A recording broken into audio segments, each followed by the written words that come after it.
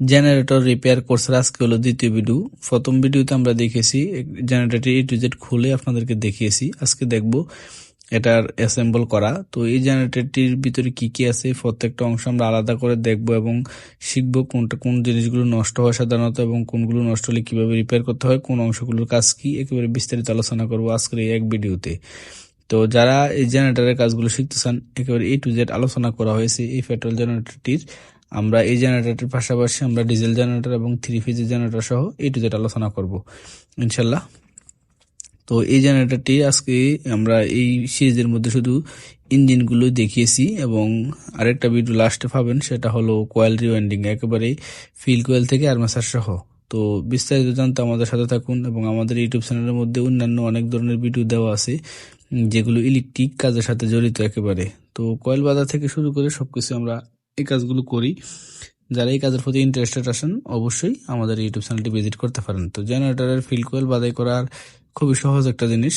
তো একেবারে ডায়াগ্রাম সহকারে আমরা দেখিয়েছি যে এই ভিডিওগুলো দেখলে আর দ্বিতীয় কোনো ইউটিউবে অন্য ভিডিও দেখা লাগবে না। আর এই ভিডিও দেখে যদি আপনি বুঝতে না পারেন তাহলে কিন্তু অন্যান্য ভিডিও দেখে আপনি এই কাজগুলো শিখতে এবং বুঝতে পারবেন না, কারণ এর সাথে সহজভাবে দেখানো সাধারণত সম্ভব না। আর এর সাথে সহজভাবে দেখাইতে হলে 3D অ্যানিমেশনে দেখাইতে হবে ইনশাল্লাহ, আমরা সেটাও দেখাবো। ততক্ষণ পর্যন্ত আমাদের সাথে থাকুন। তো এটা অ্যাসেম্বল করার জন্য দেখুন, এটা যতটুকু ফাঁকা হবে তত স্পিড বাড়বে। তো এটাই আর খুললাম না, এটা সোজা জিনিস। তো এখান দিয়ে এটার স্পিড লিমিটটা কন্ট্রোল করা হয়। তো এই অংশটা এখানে থাক। এখন আমরা এটা অ্যাসেম্বল করা দেখবো A to Z। সর্বপ্রথম আমরা বেয়ারিংটা অ্যাসেম্বল করবো। সবচেয়ে ভালো হয় কাঠের টুকরা দিয়ে এখানে বাড়ি দিয়ে দিলে। তো পিছনের দিক দিয়ে আমরা অয়েল সেলটা লাগাবো যাতে মোবিলগুলো বের হয়ে যেতে না পারে। এটা হলো ক্র্যাঙ্কশ্যাফট। ক্র্যাঙ্কশ্যাফটের অনেক সময় ফিনিয়ম ভেঙে যায় এবং ক্র্যাঙ্কশ্যাফটের জিনিসগুলো ক্ষয় হয়ে যায়। এগুলো এরকম ডিস্টার্ব হলে এগুলো লেদ থেকে কাজ করাতে হয় অথবা নতুন করে লাগাতে হয় বা চেঞ্জ করে নিতে হয় ক্র্যাঙ্কশ্যাফট। তো এই পিস্টনের মধ্যে 5টা রিং আছে, সাধারণত 5টাই থাকে, কিছু কিছু ইঞ্জিনে 6টাও থাকে। তো এই পিস্টনটা 150 সিসির উপরে যে সাইজ দেখা যাচ্ছে 150 সিসি 210 এরকম হইতে পারে আনুমানিক। যাই হোক, এটা আমাদের তত একটা মেজর বিষয় না। তো এখানে আমাদের যে জিনিসগুলো আছে 5টা রিং পাইছি। তো এখানে গজল পিন আছে, কানেক্টিং রড এবং পিস্টনের মধ্যে কানেকশন করার জন্য এই গজল পিনটি ব্যবহার করা হয়। সাধারণত এই গজল পিন এগুলো লুজ হয়ে যায় এবং কানেক্টিং রডগুলো ভেঙে যায়। এগুলো চেঞ্জ করার জন্য নতুন এগুলো সবকিছু কিনতে পাওয়া যায়। এখানে এই গজল পিনটাও ক্ষয় হয়ে যায়, এগুলো আলাদা সব কিনতে পাওয়া যায়। তো আমাদের পিস্টনগুলো সবকিছু ঠিকঠাক আছে, যদি নষ্ট হয়ে যায় নতুন আনবেন। কানেক্টিং রড নষ্ট হলে শুধু কানেক্টিং রড চেঞ্জ করে দিবেন। আর যদি এই পিস্টন সহ অনেক দিন যাবত চলে তাইলে এগুলো লেদ থেকে কাজ করে নিতে হবে।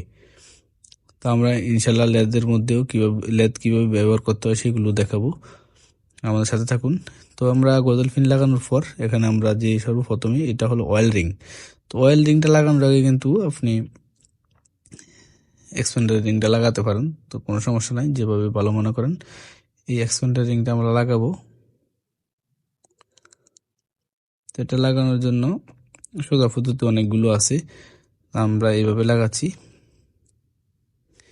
দেখুন, এই কাজগুলো তত একটা কঠিন কাজ না। অনেকে মনে করে ইঞ্জিনের কাজ মনে হয় অনেক কঠিন, বা যে কোনো কাজই যদি এর বেসিক নলেজটা ভালোভাবে নিতে পারেন তাহলে কিন্তু সবচেয়ে সহজভাবে শেখা যায়। তো দেখুন, এই রিংগুলো আমরা এলোমেলো ভাবে লাগাইলাম। লাগানোর পর আমরা কোনটা কোন পজিশন থাকবে একেবারে বিস্তারিত আমরা খাতার মধ্যে ডায়াগ্রাম এঁকে দেখাবো, কারণ প্রত্যেকটা ইলেকট্রিশিয়ানের আলাদা আলাদা স্ট্র্যাটেজি থাকে যে কে কোনভাবে কাজ করবে। আমারটা অন্যটার সাথে মিলবে তা কোনো কথা নয়, কিন্তু আমি যেভাবে লাগাই সেটা দেখালাম। এটাও একটা স্ট্যান্ডার্ড পদ্ধতি। একটা পিস্টনের মধ্যে 5টা রিং থাকতো, 5টা রিং এর পজিশন মানে রিং এর যেহেতু জোড়াগুলো আছে, জোড়াগুলো কোনটা কোন দিকে থাকবে সেটা আমরা বুঝবো কিভাবে। পিস্টনের মধ্যে ডাইরেক্টলি ইন লেখা থাকবে। ইন শব্দের অর্থ হইলো যে দিক দিয়া অক্সিজেন এবং ফুয়েল ঢুকবে কার্বোরেটরের দিক, আর এদিক দিলে সাইলেন্সার ভাইবের দিক, যে দিক দিয়ে ধোঁয়াটা বের হয়ে যাবে। তো আমাদের এই পিস্টনে কিন্তু ইনও লেখা নাই, ইতি চিহ্ন দেওয়া নাই, আছে এটা। এই চিহ্নর মানে হলো এটা হলো ইঞ্জিনের নিচের দিক। তো ইঞ্জিনের নিচের দিক হলো ইঞ্জিন নিচ থেকে ডাইন দিকে হলো ইন আর বাম দিক হলো আউট। তো আমরা এখানে ইন আর আউট বানাই নিছি।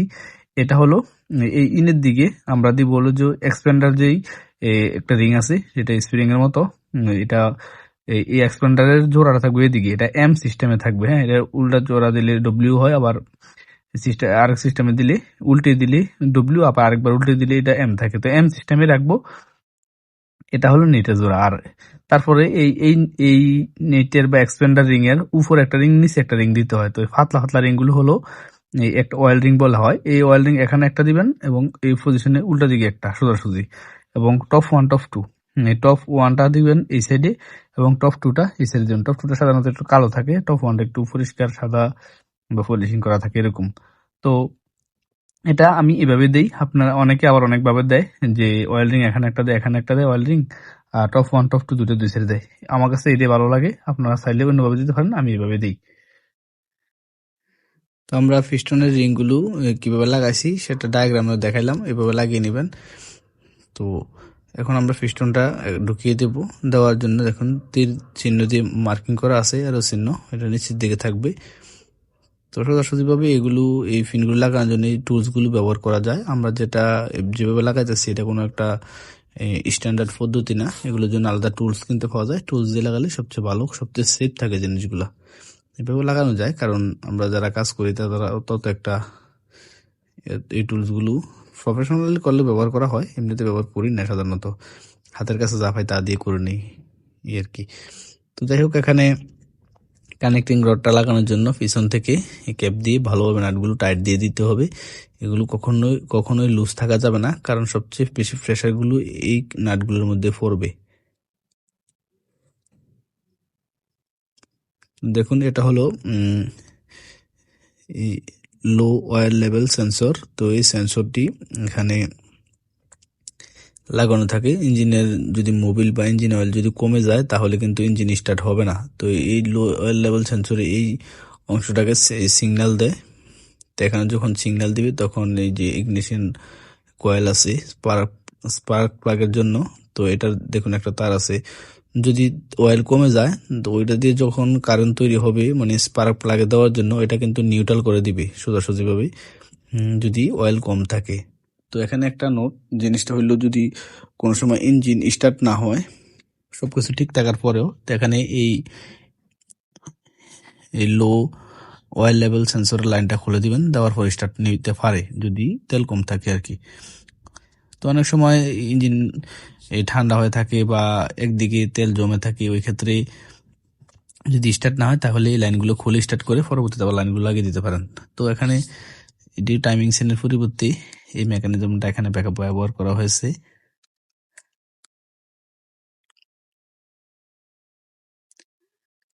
তো এখানে আমরা মেন অংশটা দেখুন, মেন ফিনেমটার মধ্যে একটা মার্কিং করা আছে। এই জিনিসগুলো কিন্তু কখনোই ভুল করা যাবে না। এখানে একটা মার্কিং করা আছে, এই মার্কিং এর সোজাসুজিভাবে অ্যাডজাস্ট করে লাগাতে হবে। এগুলো যে কোনো ইঞ্জিনের ক্ষেত্রে খুবই খুবই গুরুত্বপূর্ণ। তো এখানে ইঞ্জিনের গ্যাসকেট আছে, আমরা গ্যাসকেটটা এগুলো সেট আলাদা কিনতে পাওয়া যায় 250 থেকে 300 টাকার মধ্যে। তো এগুলো একবারে A to Z লাগিয়ে দিব আমরা। তো এখানে লাগানোর জন্য আমরা আগে একটু এই টিউবলেস ব্যবহার করতেছি, এটা হালকা করে দিলে ভালো হয়। তো এটা দেওয়ার জন্য উপর দিক দিয়ে আবার দিব। তো আমরা বাকি অংশটা দেখবো নেক্সট পার্টে। তো যারা এই ধরনের কাজগুলো শিখতে চান, যত আইটেমের ফ্যান আছে, 3 ফেজ স্মার্টফোন সাবমার্সিবল থেকে শুরু করে যত আইটেমের মোটর ফ্যান আছে, ব্যাটারি বা ব্লেন্ডার জাতীয় আইটেম বা কুকার ওভেন জাতীয় যত আইটেমগুলো আছে আমাদের ইউটিউব চ্যানেলে বিস্তারিত দেখলে পাবেন। বা এসি ফ্রিজ বা আইপিএস বা পাওয়ার টুলস এর কাজগুলো যারা শিখতে চান চাইলে সরাসরি আমাদের কাছে এসে শিখতে পারেন, অথবা আমাদের ইউটিউবের ভিডিওগুলো দেখে দেখে আইডিয়া নিতে পারেন। তো এতক্ষণ আমাদের সাথে থাকার জন্য ধন্যবাদ। আমরা 3 নাম্বার পার্টে বাকি অংশটা দেখাবো। যদি বড় ভিডিও বানাই তাহলে আপনারা অবশ্যই দেখতে চান না, এই জন্য আপনাদের জন্য ছোট ছোট করে বানাচ্ছি। তৃতীয় পার্ট দেখার জন্য জেনারেটর রিপেয়ার কোর্স এই প্লে লিস্টটি ভিজিট করতে পারেন, অথবা ইন্ডি স্ক্রিনেও পেতে পারেন।